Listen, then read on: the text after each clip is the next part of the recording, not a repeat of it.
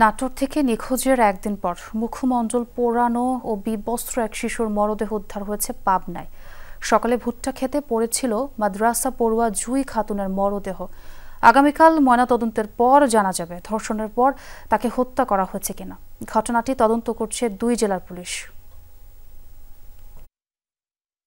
বর্ষবরণের দিন নতুন জামা পরে আনন্দ উচ্ছ্বাসে মেতেছিল ছোট্ট জুই, কিন্তু কে জানতো পরদিনই বীভৎসভাবে হত্যার শিকার হবে শিশুটি।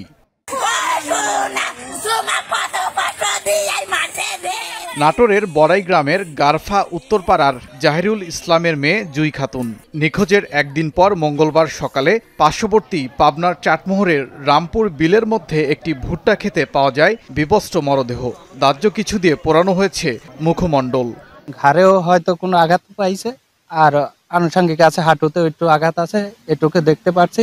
দেখি মুখে স্পট আর কি, কালো অ্যাসিড জাতীয় কিছু মারছে। স্পট দেখতে উলঙ্গ অবস্থা আর কি, সারা শরীর উলঙ্গ অবস্থা।